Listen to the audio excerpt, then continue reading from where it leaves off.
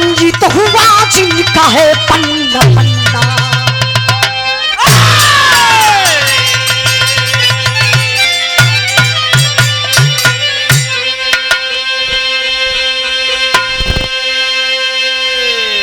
गौर करेंगे बाबू,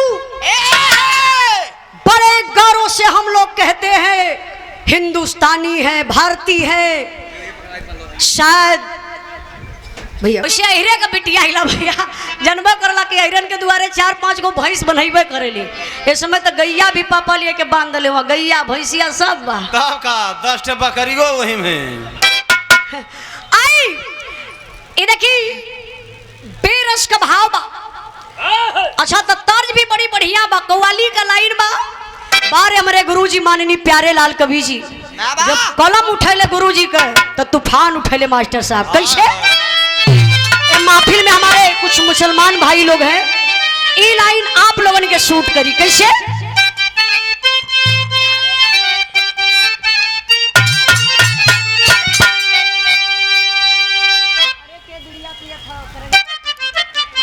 पियत हुआ हल्लुक करे जवा ना हुई हमार तो हाँ खत्म है। धुआं से आ जाता, यहाँ लगा था कि हल्लुक हो जाई। तनी भैया संभाल के बीड़ी उड़ी पिए के ना तनी बाहर चल जाल कहीं कहना बा।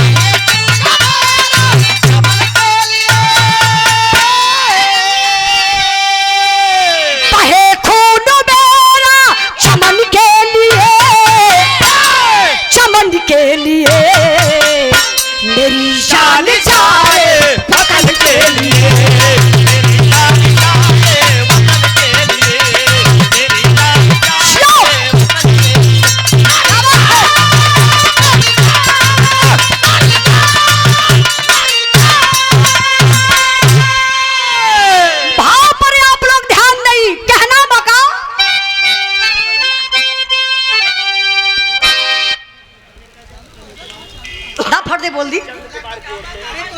अच्छा चंद्र कुमार बाबूजी की तरफ से ये ढोलक मास्टर के दहला बहुत बढ़िया जगह जाला है। हाँ देखा देख ला चच्चा, यही से कहा जाला बढ़िया करे वाला मार खाला। समझदार हो गए इशारा काफी।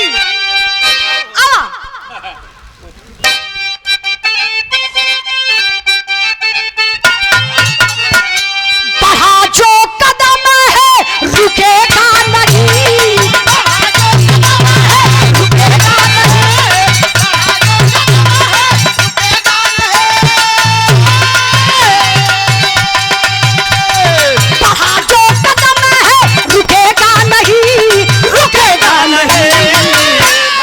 सर कटे पर छुपेगा नहीं,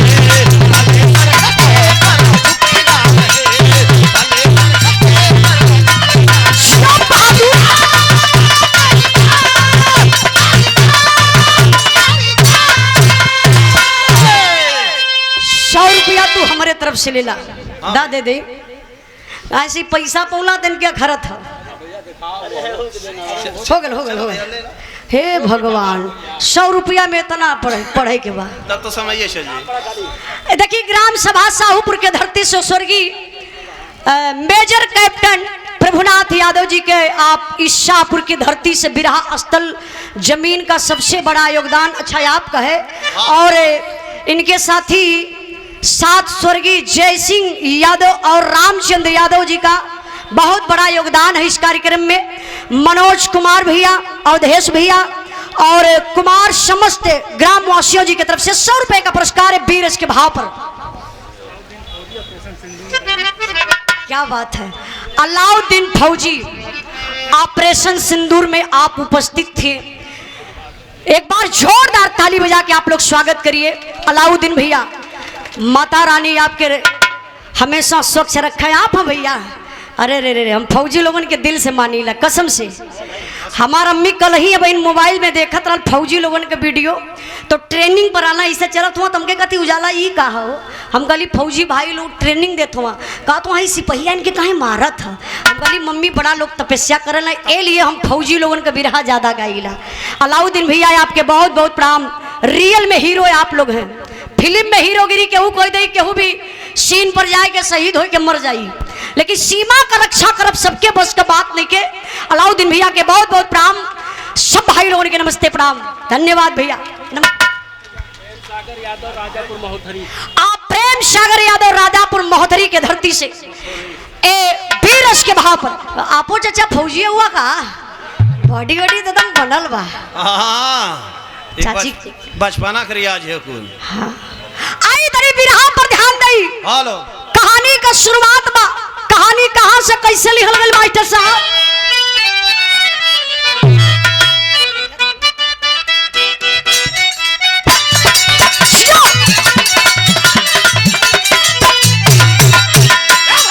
सरहदी जंग पे जो वीर लड़ने आता है, सरहदी जंग पे जो वीर लड़ने आता है, मौत का सिहरा अपने शीश पर सजाता है।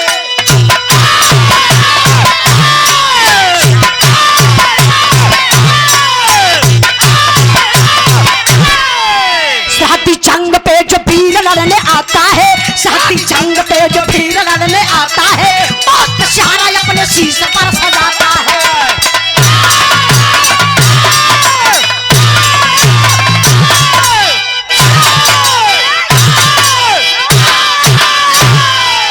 जिला मथुरा खैला गांव के किसान रहे, जिला मथुरा खैला गांव के किसान रहे, ना भगवान देश भक्त व इंसान रहे।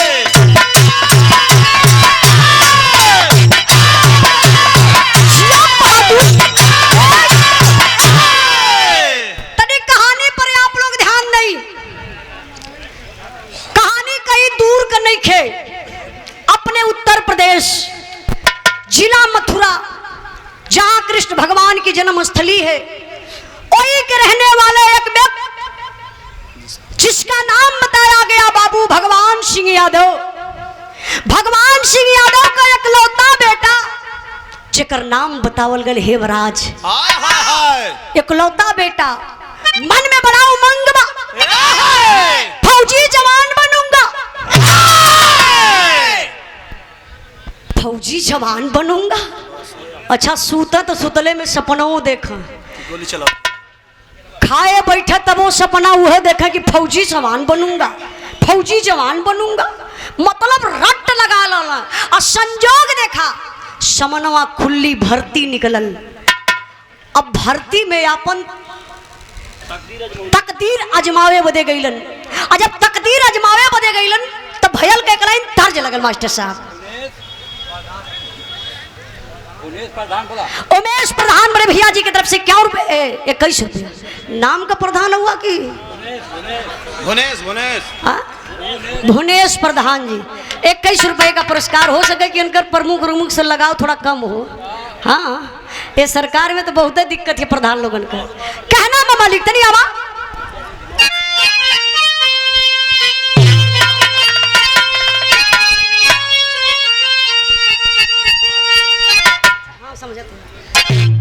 गीत बड़ी बढ़िया लगल। अब बड़ी मजेदार गीत बा। कौनो गांव का भौजाई बड़ी सुघर साघर रहल। चचाई हमरे मास्टर नियर भौजाई रहल। इतनी करिया रहल का करिया मेहरारू ना होली का होली तनी फुहर लगैले भैया हमरे मास्टर साहब फुहर लगत हुआ तब का हीरो लगत हुआ। कौनो बढ़िया दुल्हन कोलिया में जात रहल। कोलिया यार का कहला कोलियावा के लोगन पतिल की गली में तो जात रहल तो देख लहला सपने देवर की। देवरवा नहीं मतिन मन बढ़ू रहल। भौजैया इनकी मतिरा देवरवा इनकी नियर मन बढ़ू। भौजैया देख के कलस excuse me come here sit down हम नहीं वह कहला। अच्छा तो देवरवा कलस भौजी बुलावत है। हाँ लगा था काम बनी खा। जब देवरवा गल गल बोल भौजी का का का का काका देखत हो महरियन से तो भौजैया ये सड़िया का चरवा पकड़ के ऐसे लगल लपेटे कहते देवर बबुआ बताई ना देवर बबुआ। देवरवा कहला रे भौजी बतैबो करबी कि खाली देवर बबुआ बताई ना डायरेक्ट है डायरेक्ट। कहले ए देवर बबुआ अब हमार साड़ी साया पहने के मन ना करत बा। तो निकार के था दे ओखे। काहे बदे? ले हवा पानी गर्मी बहुत है। ओ भौजैया अपने देवर से कहलस का कहले बा मास्टर साहब? भैया हमारे बड़े भैया जमुना प्रसाद पर्दा घर शांतिपुरम प्रयागराज के धरती से बड़े भैया जी की तरफ से सुंदर पुष्पहार और 100 रुपए का पुरस्कार देकर के सम्मान के लिए भैया के चरणों में बहुत बहुत प्रणाम आशीर्वाद बनल रहे। देख रहा ना भैया घबराहत रहा। अरे लक्ष्मी कब ले चली हैं? चलो थक जाली बहुत जल्दी देखा तो थकत चल जाती है। पूरा बिरावा जाते ऐसा थक जाई है लक्ष्मी जी। सोच जाई है जाके। हमान के पता है कि लक्ष्मी जी इतने दूर ले चली है, बाकी तो सरस्वती के खींच के हो। आओ मास्टर साहब।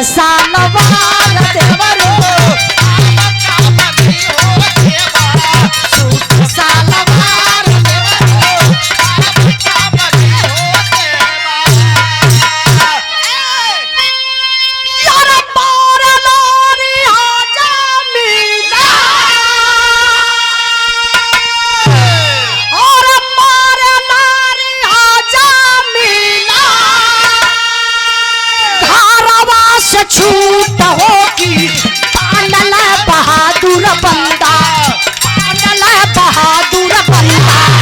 फौजी रंग रूप हो पानल बहादुर बंदा फौजी रंग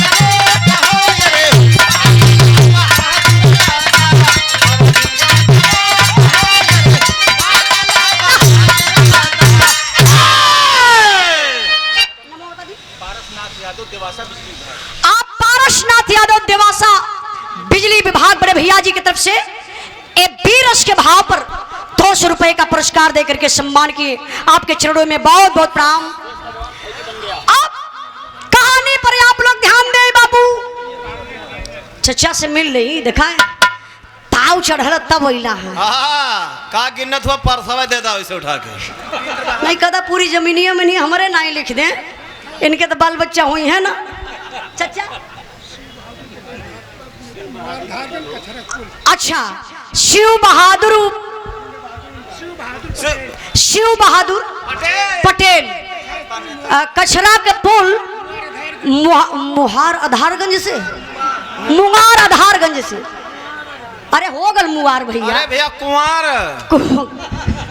कुंवार ना मुआर। चचा जी की तरफ से बीरस के भाव पर 100 रुपए का पुरस्कार। भाजपा का नेता हुआ चाचा के बहुत बहुत प्रणाम कहो। सरकार में रह के घाटा में चलत हूँ। इंद्र बहादुर यादव सड़ीला। ए भैया सड़ीला गौवा का नाम है। सड़ीला मैं कदमी है चाचा के कहतो कि सरकार में रह के पैसा कम देत हुआ ये कहा चाचा आई के दे ही देहल। हाँ नहीं तो भाजपा वाले पैसा में कहाँ देना भैया।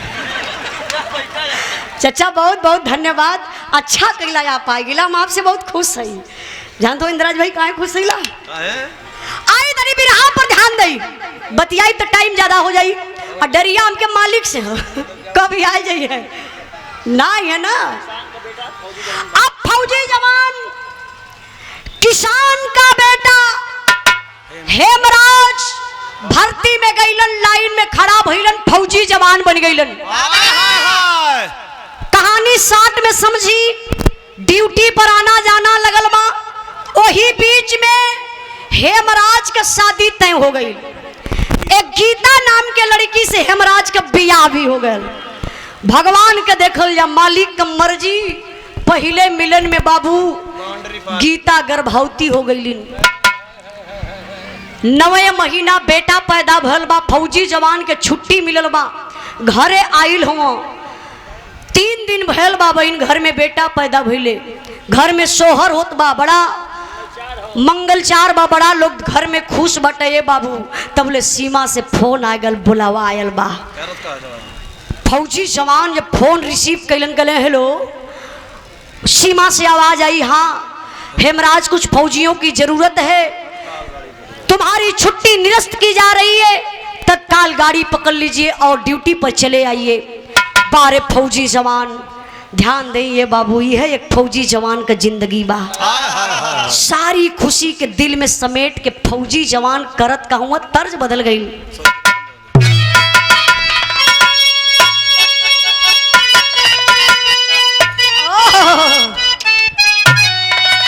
क्या बात है, बिरहा में तर्ज बड़ी प्यार बा। हमारे पापा भी बिरहा गावलन, पापा हमार आज भी बतावल, पहले भी बतावे। काल बेटा के कैसो बिरहा गौले रहा है, लेकिन जब तू गई हा तो अपने अंदाज में गई हा, और जब अपने अंदाज में गईबू तो तोहार हो जाई। एक गीत स्वर्गीय रामदेव गुरु का बा, पापा हमरा बतावल कहा बेटा जौने समय रामदेव गुरु ये तर्ज के गा देना तो मुर्दन के जोश आ जा। कितना तो बनारस से टिकठिया लेके भाग गई ना। हाँ इनकर दादा कई टिकठी लेके भागल। मास्टर साहब बोले मत दिया, नहीं तो गंगे बोली है। और झोलाने का गुजावा, और झोलाने का गुजावा, और टूटल हो राजा जमनिया से गरिया छूटल हो राजा।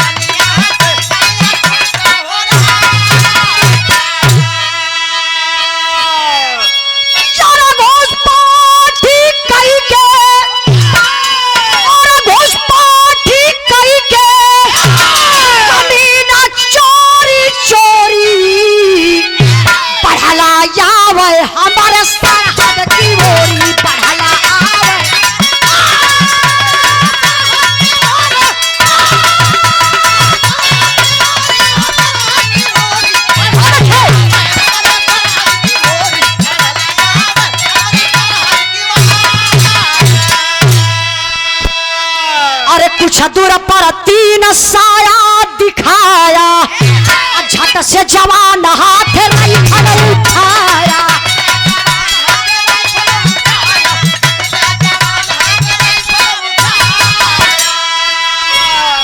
यारा दुश्मन हटा पीछे, और दुश्मन हटा पीछे, पगोरी पगला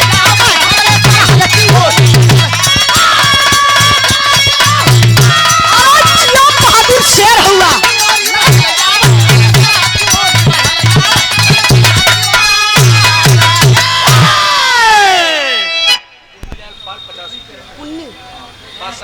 ए बीरस के भाव पर पुन्नी लाल पाल 50 रुपए का पुरस्कार देकर के सम्मान के लिए भैया के बहुत बहुत प्रणाम।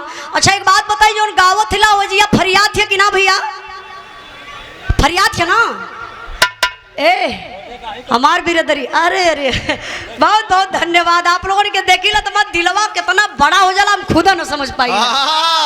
कितनो चढ़ावा को पैसा देवे वाली ना है सब, ये तो पैसे पे मुँहते हो।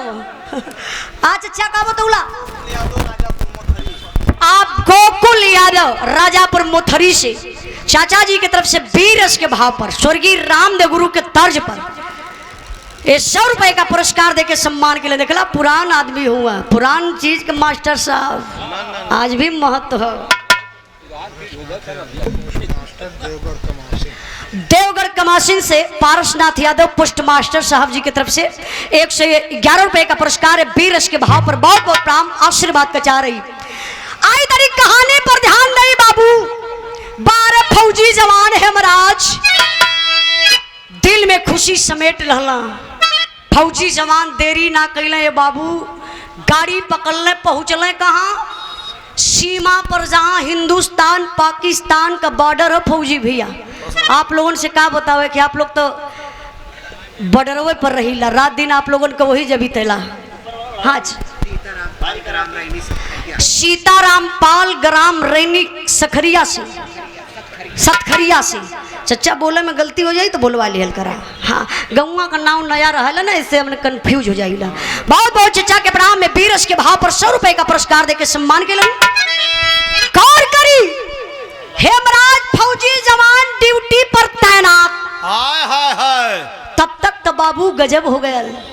कुछ आतंकवादी पापी पाकिस्तानी कटीला तार काट करके हमारे हिंदुस्तान में छुप करके बाबू झाड़ में बैठ करके इंतजार कर रहे थे।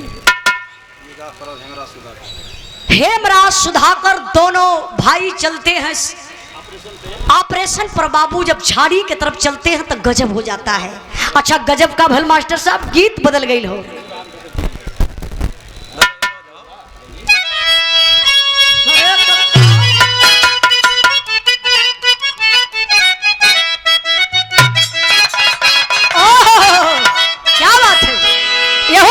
स्वर्गीय रामनगरू अपने जमाना में बड़ा लहाई के गावत रहलन। हाय हाय हाय, कैसे गावे अंदाज हमारे मास्टर साहब।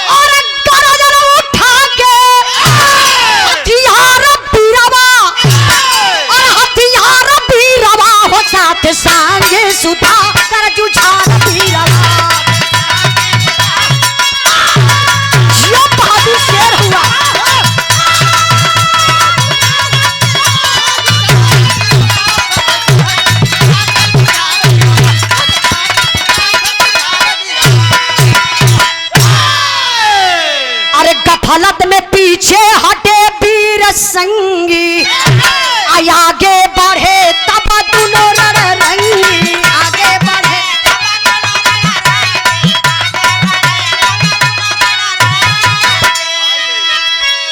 यार बुझलो न धोखावा, कमार बीरवा और मार बीरवा हो साथ साथ सुधा कर बुझार बीरवा।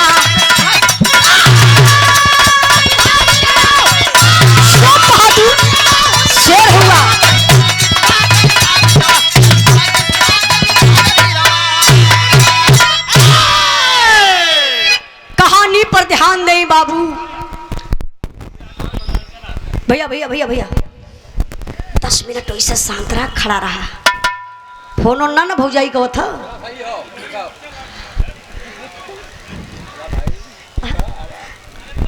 हाँ, अरे ऐसा मत बोला कि जो हमके सुने में अंकुश लगे। समझदार हुआ, परिवार वाला हुआ ना।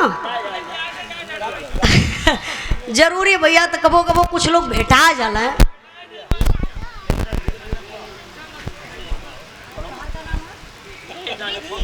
सूरज, अच्छा, इनके मामा का नाम सूरज बा, विधि यादव बाबू के तरफ से।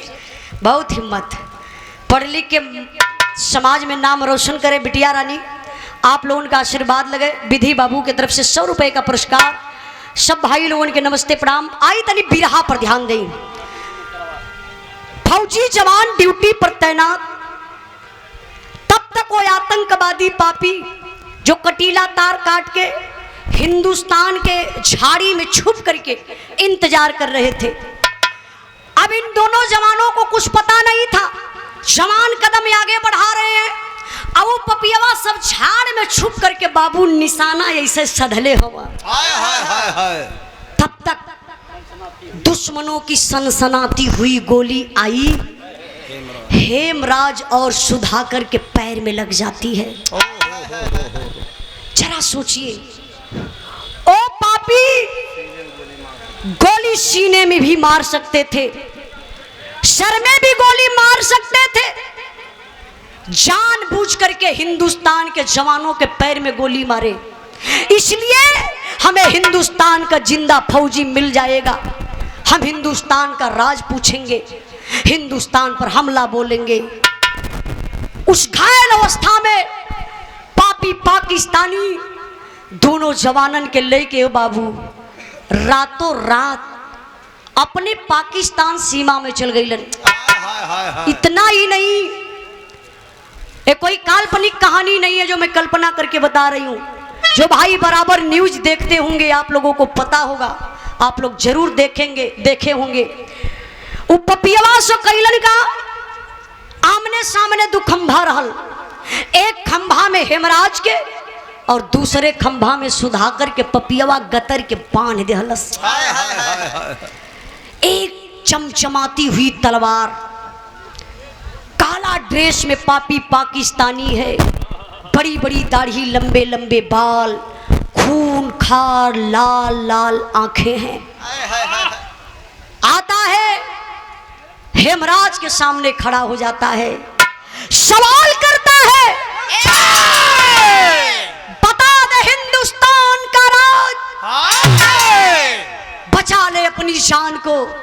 लेकिन बारे हिंदुस्तान का फौजी जवान जिगरा कमजोर नहीं किया, उसी आवाज में दहाड़ करके जवाब देता है फौजी जवान, अरे दोगले की औलाद,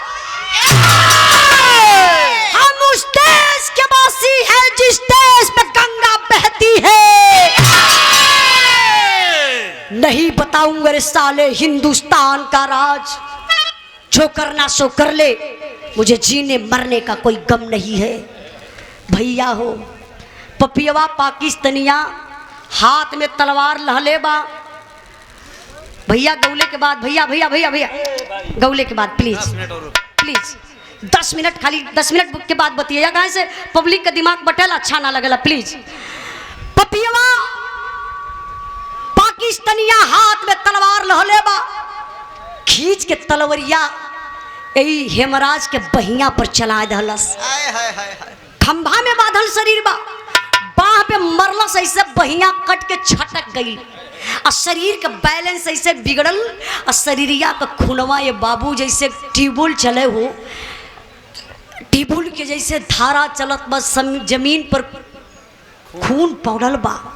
पपियवा कलश देख ले, यही है तेरे हिंदुस्तान का राज, यही है तेरे हिंदुस्तान की गंगा। अगर तू हिंदुस्तान का राज बता देता तो तेरे साथ कस्तई में ऐसा नहीं करता।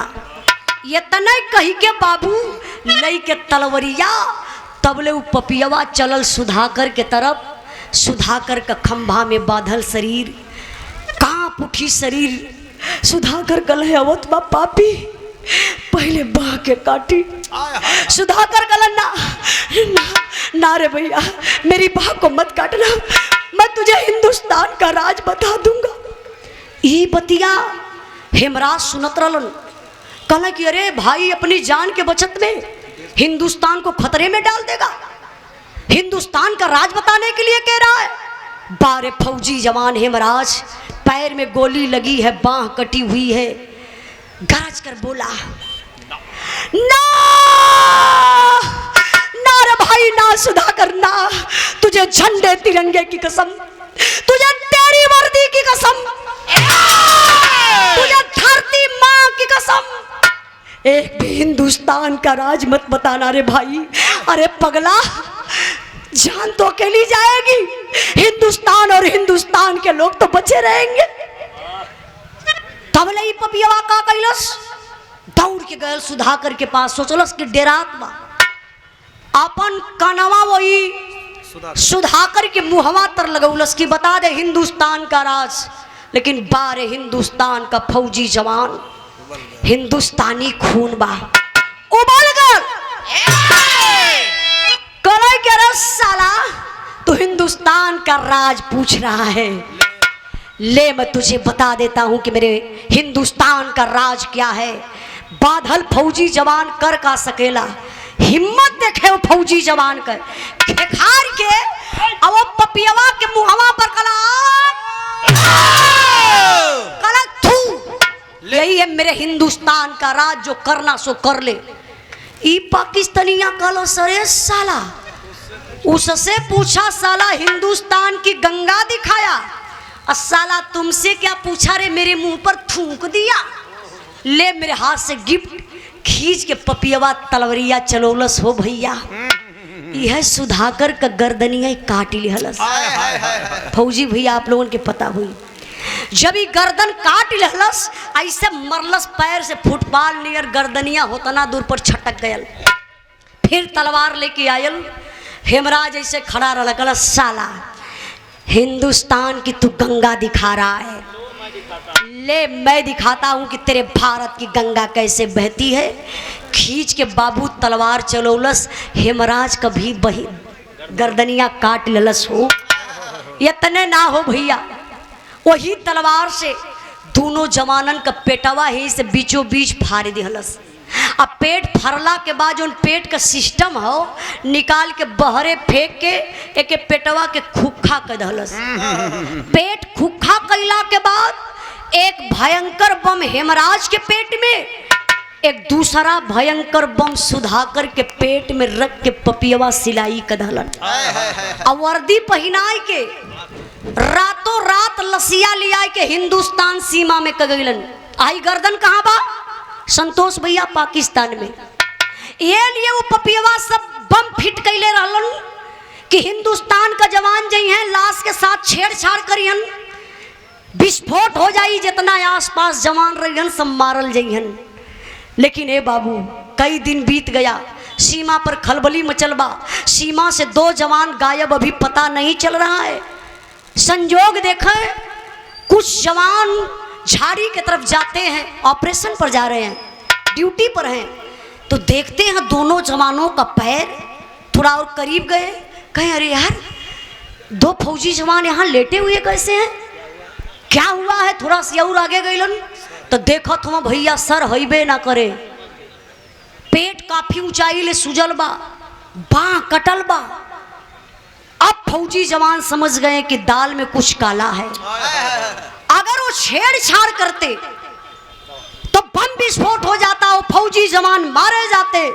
दिमाग लगाए बाबू, चेकअप करने वाली मशीन आई तो पता चला कि दोनों जवानन के पेट में भयंकर बम बा। बम के सुरक्षित निकाल लगल, कैंप में ले जाए के जवान सब बाबू लाश के रखलक, गमी मनावत हमें। यहाँ का बात आप लोग छोड़ी, तनी से दिमकवा आप लोग लेके चला हेमराज के घरे मथुरा खरैला गांव में, जहाँ हेमराज का दुल्हन स्नान कई के बाबू हो श्रृंगार करे बैठल लाली, तब ले दुनिया का मालिक एक ठे असगुन दिखाई दल है। अच्छा असगुन का दिखावत हुआ, ई बिरहा हमार वीर रस से अब करुणस में आ गई। करुणस का भाव बा,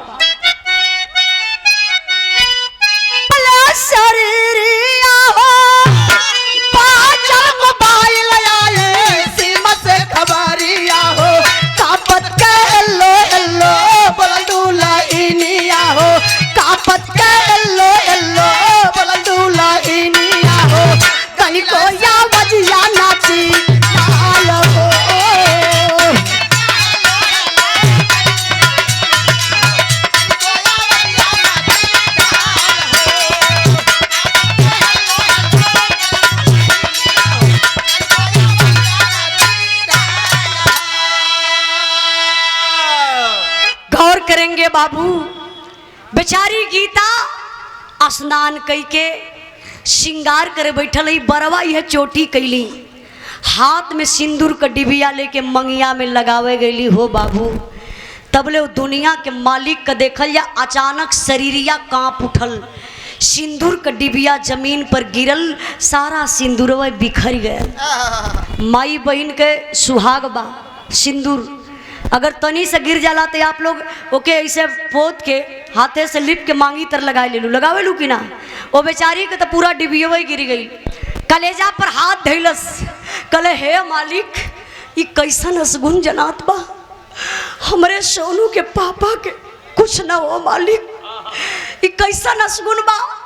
तब ले भैया हो सीमा से फोन आ गयल, नया नंबर बा, गीता ही समझत बा, लगत बा सोनू के पापा कई दिन के बाद आज फोन कैला है, नंबर चेंज कई के फोन कैले हुए।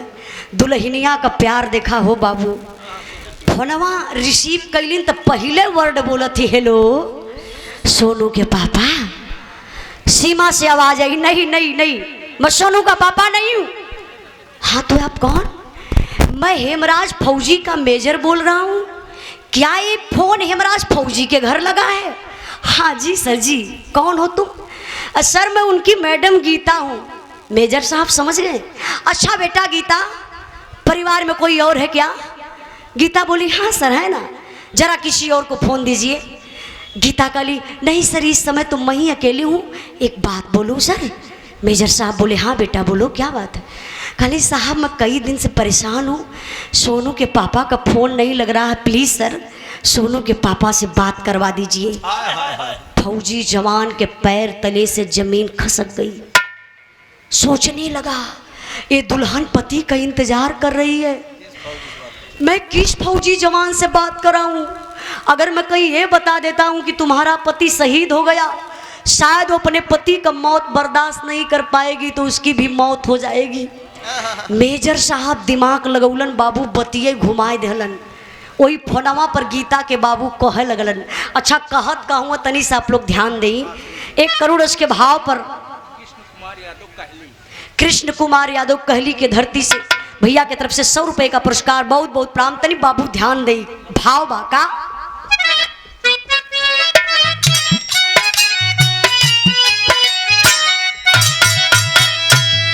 का हम बताई बेटी, का हम सुनाई हो, का हम सुनाई हो, बताया सुबह समाचार।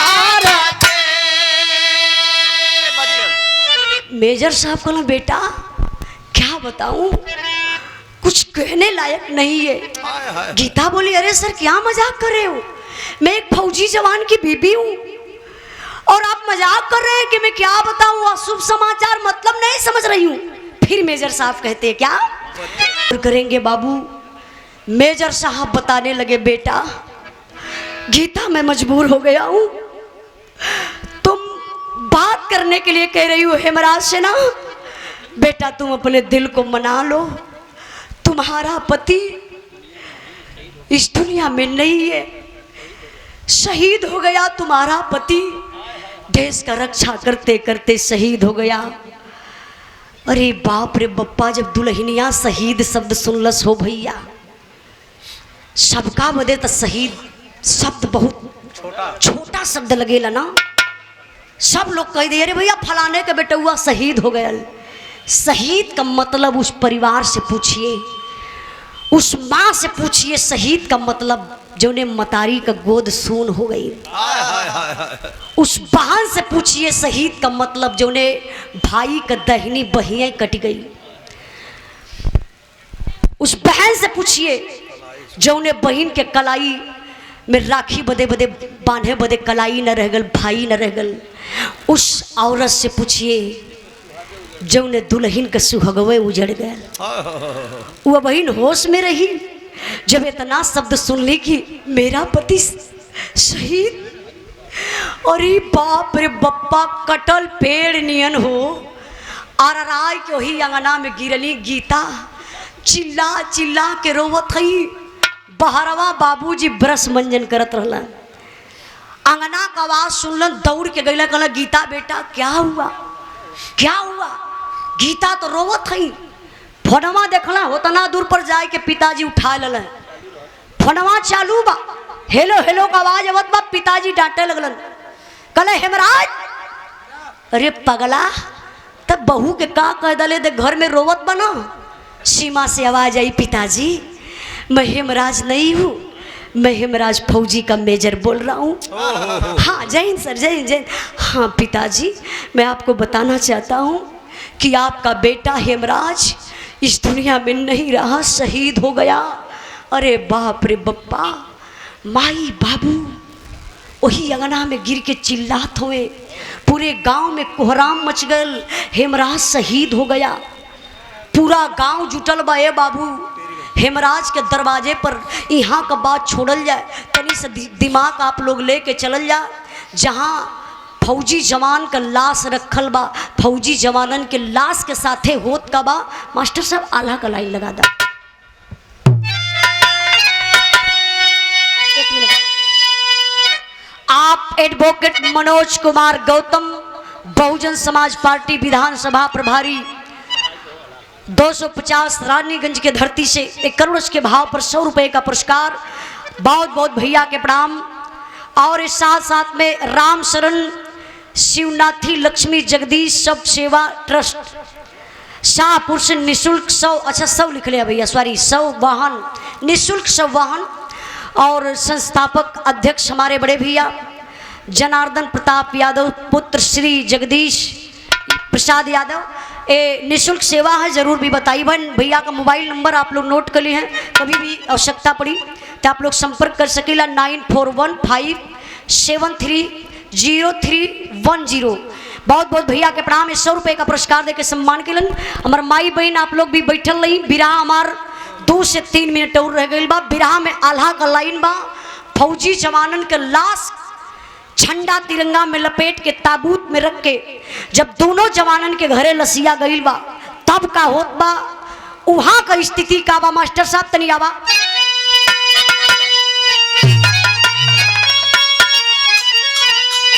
अरे दोनों वीरवन का लसिया देई के जवानवा भैया,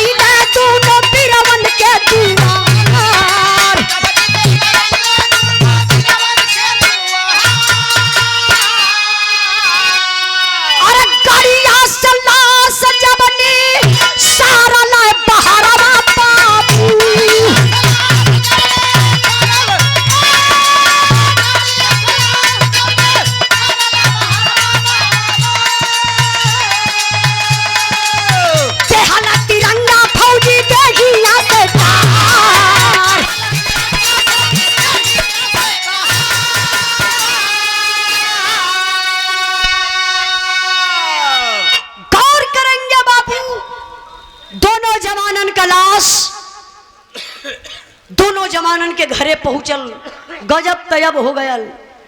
जब ताबूत खोलायल, लसिया केहू पहचानते ना बा। अच्छा लाश का पहचान कैसे होई? गर्दन कटल बा, बाह कटल बा, पेट चीरल बा। इंसान का पहचान तो चेहरा से होला ना, ऐसे गर्दन काट के फेंक दा, केहू ना बता पाई। या तो कोनो चिन्ह लगल रहे, कोनो निशानी रहे तो उसे इंसान पहचान जाई। लाश समझ में ना आवत बा के करबा। गीता हुई ताबूत पे गिर के रोवे लगली, काली मेरे पति की लाश नहीं है, मेरे साथ गलत हो रहा, गलत। ए सोनू के पापा नहीं है, अगर ये सोनू के पापा रहते तो इनका गर्दन क्या होता। ए सोनू के पापा रहते, बाह क्या होती। अगर मेरे सोनू के पापा रहते तो पेट कौन चिरता। मेरे सोनू के पापा फौजी सवान है, मुझे विश्वास है अभी भी मेरे मांग का सिंदूर जिंदा है, ये किसी और के मांग का सिंदूर है। आप लोग प्लीज मेरे घर से इस लाश को ले जाइए। इतने कहत ऐसे पब्लिक जुटल बा, पब्लिक में खलबली मच गए। अरे ए फौजी जवान की दुल्हन गीता है, लगता है पागल हो गई है, अपने पति के लाश को पहचानने से इनकार कर रही है। सब लोग आपस में बात कर रहे हैं बाबू। ऐसे भिड़िया के चीड़त फाड़त गीता भागल भागल घर में जात हई। लोग समझ गए कि दिमाग खराब हो गल, अब लगत बा कि घर में जाए के गीता आत्महत्या कैलई।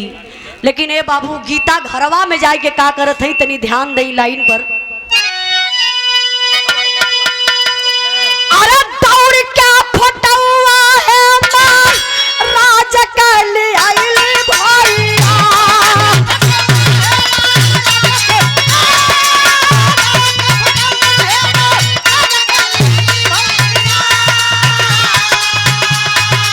सैया का चेहरा वा चुमैली बार बार।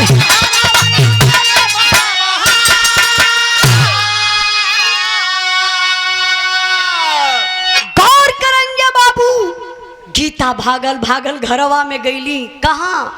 अपने बेडरूम में। एक अपने फौजी सैया का बड़ा सा फोटो वही दिवलिया में चपकौले रहली। वो है फोटोआ उठौली सिनेमा से सटौली और ले के वही पब्लिकिया में दौड़त है। हे भैया देखी ना, आप पहचानत है ना सोनू के पापा लोग। चलो चलो यार हल्ला कर थुआ। शानू शानू यादव फौजी जवान, देश के रक्षक, फतनपुर के धरती से 1 करोड़ के भाव पर एक फौजी जवान के शहादत पर सम्मान किए। 500 रुपए का पुरस्कार देकर के एक बार जोरदार ताली बजा के फौजी भैया का आप लोग स्वागत कर दी। बढ़ जाइए बढ़ जाइए बढ़ जाइए। गौर करेंगे बाबू चचा, लोग देख रहे हैं फोटो को, लोगों के आंख से आंसू चलने लगा। लगता है गीता पागल हो गई, पति को नहीं पहचान रही है। लोग कह रहे हाँ हाँ ये तो सोनू के पापा, ये तो हेमराज है। काली साहब आप लोग चलिए ना, जो लोग लाश लेकर के आए हैं उनसे कहिए ना मेरे सोनू के पापा को लोग ला करके मुझे दे, क्यों मेरे दरवाजे पर लाश लेकर आए हैं। गीता लेकर के फोटो बाबू पहुंचती है कहाँ? जो फौजी जवान के डेड बॉडी को लेकर के आए थे। लोगों की बोली बंद हो गई, दिमाग लगता काम ही नहीं कर रहा उस औरत को देख करके। ऐसा दृश्य होता है। अब पिताजी भैया भैया भैया भैया भैया भैया ये 2 मिनट खाली, बस 2 मिनट मत बिरन बतियावा। जानत हुआ बिरहा जब सब शांति से सुनाला, अगर केहू बोल देला कहीं से तो कलाकार डिस्टर्ब हो जाला। अब देखा कितना शांति से लोग सुनत हुआ। हाँ हाँ भैया भाई समझते हैं। गौर करेंगे बाबू, अब लसिया लेके पिताजी बैठल हो, अपने आप के बड़ा थमले हो, हिम्मत बनावत हो कि अगर रोई देव ना तो बड़ा अपमान हमार हुई। समाज को लोग यह कही कायर बाप का बेटवा रहल शहीद हो गया। हाय हाय हाय हाय। यह बात के मल्ले पिताजी अपने दिल के थमले हो, अपने बहू के बोलौला कहला गीता अरे बहू तुम पागल हो गई हो। अरे अपना बेटा यमराज है, पहचानने की कोशिश कर, नहीं पहचान रही है ना, इसी समाज के लोग मजा लेंगे। पति शहीद हो गया, गीता अपने पति को नहीं पहचानी। गीता कहनी बाबूजी क्या मजाक कर रहे हैं, ये मेरे सोनू के पापा नहीं है। पिताजी बुलाई के लसिया के यहाँ बैठौले, आये बाबू है ये कफनवा हो, पैरवा से ये झंडा तिरंगा हटावत हमें। पैर में एक बचपन के चोट का निशान रहा हेमराज के, जो बाप जानत रहा। बचपना का चोट वोट अक्सर माइए बाप जाने ल। बाप देखौले ये चोटिया कहला देख रे गीता देख, बचपना में हेमराज पेड़ से गिरा था, देख ये चोट लगी है ना, ये चोट गवाही कर रही है कि अपना बेटा है। अरे बाप रे बप्पा, जब दुल्हनिया वो चोटिया के देखलस हो, वही लसिया पे गिरली, बेहोश हो गईली। हाय हाय हाय। लोग चादर उड़ाई के इतना दूर पर लेटौले हुआ, डॉक्टर बुला दिला, इलाज चलत है गीता का। लेकिन अब अंतिम संस्कार कैला का बेला आई। सारे लोग जुटे हुए हैं, भीड़ बड़ा अपार बा। पिताजी लसिया उठावत हुआ, उठती ना बा। उ लसिया ओजन होत चल जात बा। अच्छा दूसर कोई उठावा तो लसिया झट दे उठ जा, लेकिन वो बाप जब वो बाप लसिया उठावो तो लसिया उठते ना बा। काहे बदे? हौसला टूट गया, अंदर से बिखर गया वो फौजी जवान का पिता, हिम्मत टूट गई है। लेकिन अंदर एक बात चल रही है, वही बात अगर हम रो दे कुछ कह देंगे, यही जमाने के लोग कहेंगे कायर बाप का बेटा राल शहीद हो गए। लेकिन मेरे बाबू बिरहा के सुनने वाले भैया बाबू गौर करिएगा, कहा जाता है कि औलाद का गम औलाद को पानी बना देता है।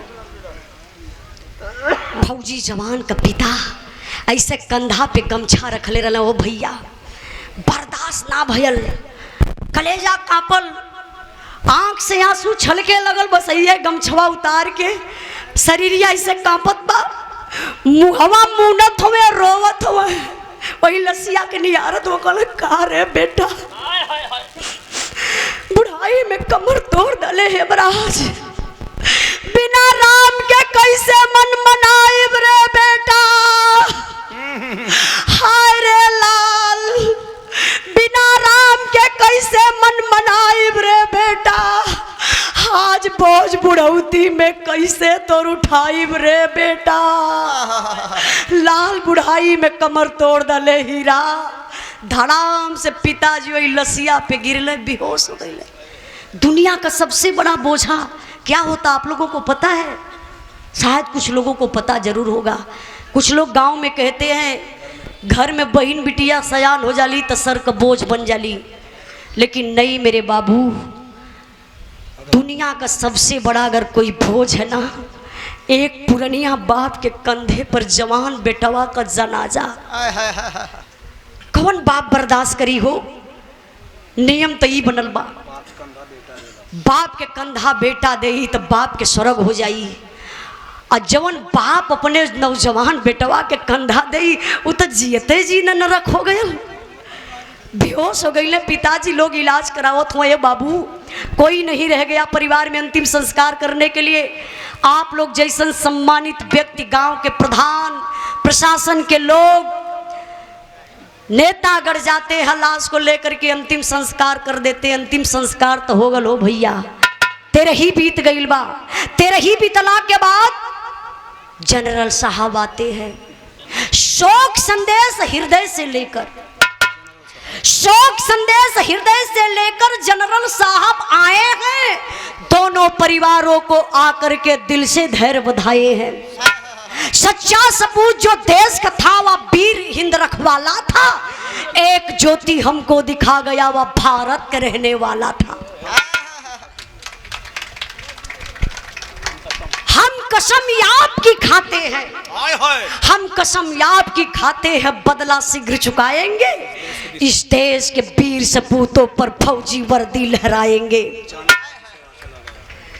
जाना था जिसे वह चला गया, मन में ना उनका ख्याल करो, सहयोग फौज का हम देंगे, मन को ना तनिक मलाल करो। के कहलस? सेना के बड़े अधिकारी जनरल साहब अइलन शोक संदेश लेके सांत्वना देवे बदे। बुढ़वा बाप, बुढ़ाई का सहारा खत्म हो गल बा, एक चिराग रहल, एक बेटवा, घर का दिया बुता गयल, रोवत हो शरीर कांपत हो। जनरल साहब कहलन पिताजी क्या बताऊं, जो होना था हो गया, लेकिन मैं एक बात कह रहा हूं पिताजी, मैं कसम आपकी खाता हूं, जितने सारे गांव के बच्चे हैं सबको निःशुल्क भर्ती करवाऊंगा, सीमा पर भेजवाऊंगा, कुछ शहीदी रास दिलवाऊंगा, जो रोड है ना उस रोड पर हेमराज के नाम से गेट बनवाऊंगा। फौजी जवान का बाप जब सुन ले कलेजा फाट गल। कहले साहब आप कहा था कि रोड पर गेट बन जाई हेमराज के नाम से, का वो गेटवा से हमार बहुत स्वागत हो जाई, कहा थोड़ा रुपया देवे के, वो शहीद रास वो रुपया से हमें हमारे बेटवा को सुख मिल जाई। हे साहब ना चाहिए आरती, ना चाहिए भरती, ना चाहिए चौराहे का मूर्ति। साहब एक चीज चाहिए, अगर देवल चाहत हुआ तो कह दे। जनरल साहब कहला हाँ पिताजी बोलिए आपको क्या चाहिए। बिरहा के सुनने वाले भैया बाबू ध्यान दीजिएगा, बिरहा का आखिरी पॉइंट, आखिरी लाइन बा, ओ बुढ़वा बाप का मांग बा। का मांग बा मास्टर साहब? तनी से ही एक ब्रेक छोटा सा बोल नहीं भैया, यो जरूरी बा, कहाँ सब खत्म है बा। बीटीसी भैया, अच्छा भीटी से प्रमोद तिवारी भैया के तरफ से फौजी जवान के शहादत पर सम्मान के 51 रुपए का पुरस्कार देके और 151 रुपए का पुरस्कार शानू यादव फौजी खतनपुर के धरती से एक फौजी जवान के शहादत पर सम्मान किए फौजी भैया के जय हिंद प्रणाम। और Sharda enterprises and light tiles व hardware building material SP Yadav Krishna भैया की तरफ से 100 रुपए का पुरस्कार, भैया के बहुत बहुत प्रणाम। राम सिंह यादव परानी के पूरा से, अच्छा मान सिंह यादव परानी के पूरा भैया की तरफ से 100 रुपए का पुरस्कार, बहुत बहुत प्रणाम। और फौजी जवान के शहादत पर सम्मान किए संगम पांडे मानपुर के धरती से। आइए बाबू तनी बिरहा पर ध्यान दें।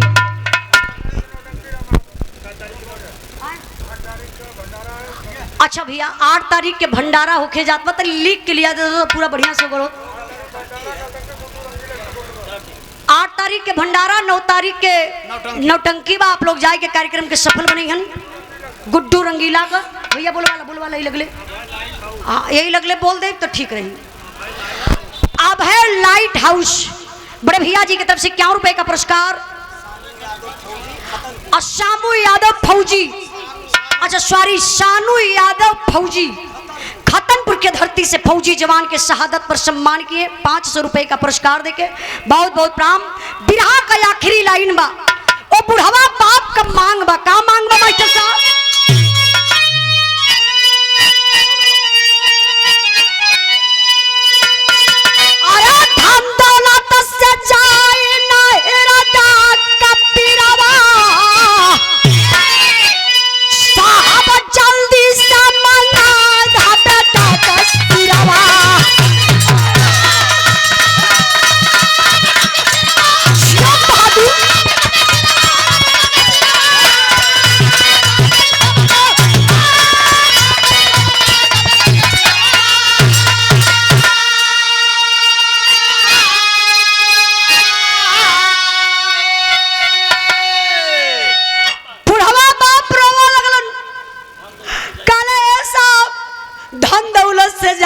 हृदय का पिरवा साहब जल्दी से मंगा दा बेटा का सिरवा। कले साहब हमरे हिंदुस्तान कई दुश्मन बा पाकिस्तान,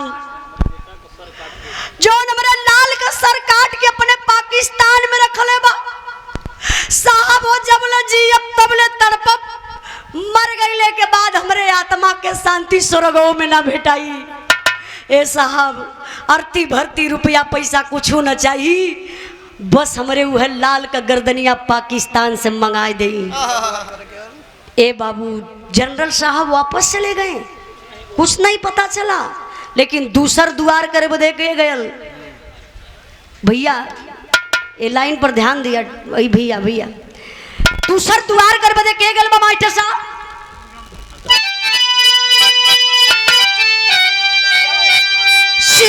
अखिलेश कहा सजन बहाइया सोनू कहा अंकल तू आइया।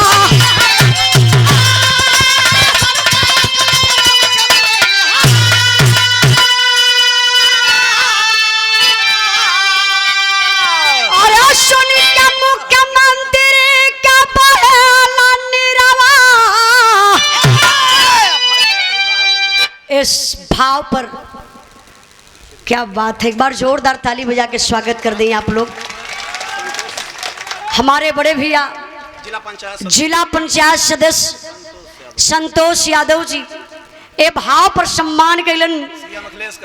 पीडीए के महानायक, पीडीए के जनरेट नेता, हम सबके नेता गरीबों मसीहों के नेता, समाजवादी पार्टी के राष्ट्रीय अध्यक्ष माननीय अखिलेश यादव जी का ये चित्र देकर के सम्मानित किया हमारे संतोष यादव भैया जी।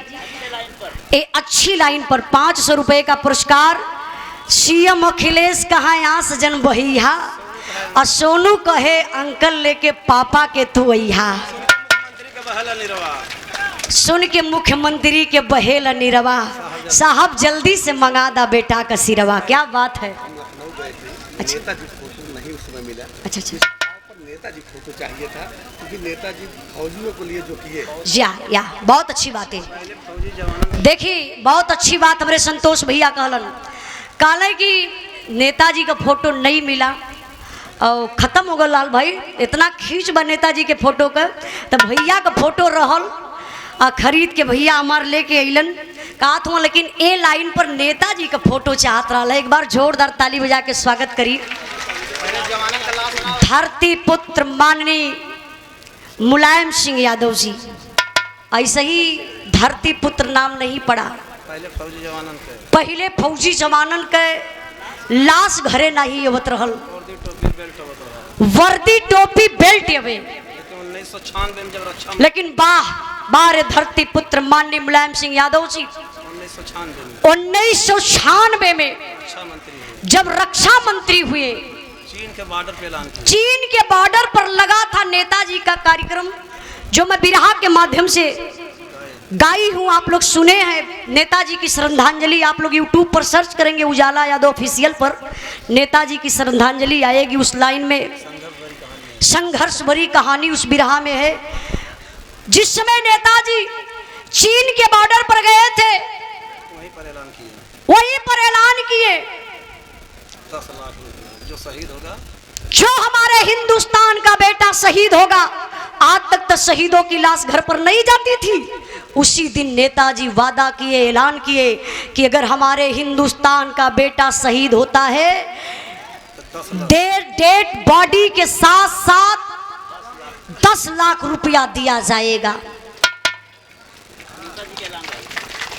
ये नेताजी का ऐलान जो आज भी चल रहा। बीच में माननीय राष्ट्रीय अध्यक्ष अखिलेश यादव जी बढ़ा करके उस राशि को 25 लाख कर दिए। और उसमें से बड़ी बात तो यह है 5-5 लाख शहीद के माता पिता के लिए भी ऐलान किए राष्ट्रीय अध्यक्ष माननीय अखिलेश यादव जी। जिस समय गाजीपुर के हरेंद्र यादव शहीद हुआ था, गाजीपुर के हरेंद्र यादव जो बेटा शहीद हुआ था बाबू, उसी दिन गए थे माननीय राष्ट्रीय अध्यक्ष नेताजी अखिलेश भैया जी गए थे, वहां ऐलान किए। इसलिए आप लोग देख रहे हैं समाज में ना कुछ महिलाएं ऐसी भी हैं, पति शहीद हो जा रहे हैं, शहीदी राशि मिल रही है और लेकर के वो चली जा रही हैं। माई बाप के कुछ ना मिलत बा, लेकिन जे धरती से जुड़ल बा, जे जमीन से जुड़ल बा, जे गरीबन से जुड़ल बा, तो ओके तो पता बा कि ओकर माई बाबू कैसे जी हैं।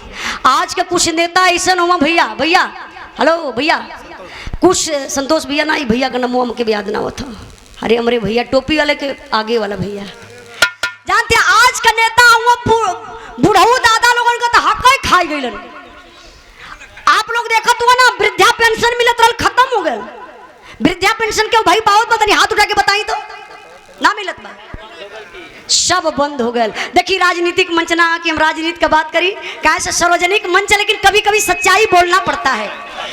बिरहा का आखिरी लाइन, आखिरी भाव बा, और 500 रुपए का पुरस्कार देकर के संतोष भैया सम्मान किए, और 100 रुपए का पुरस्कार बुधिराम गौतम सेक्टर प्रभारी बसपा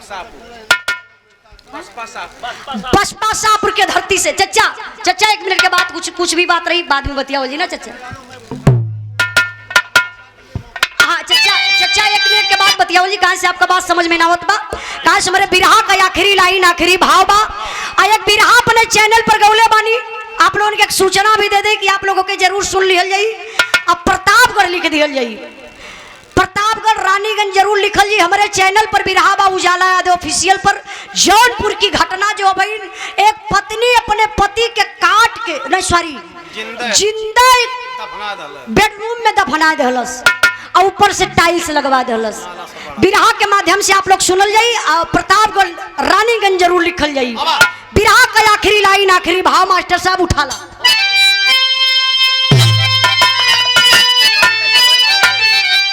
अरे पानी कैसे होई भारती, अरे पानी कैसे होई भारती, जालिम उजाला दिहाया बन कुर्बानी, पानी कैसे होई भारती। अरे जियो बाबू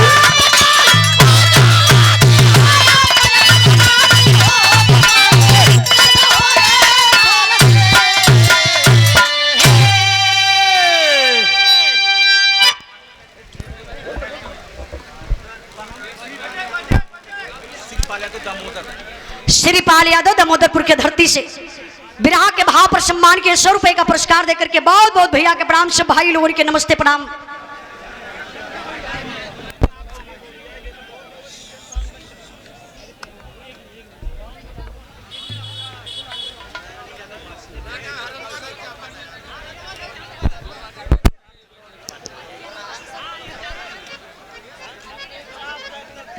हेलो हेलो, अनिल यादव बासी से 101 रुपया मिला, बहुत बहुत धन्यवाद भैया।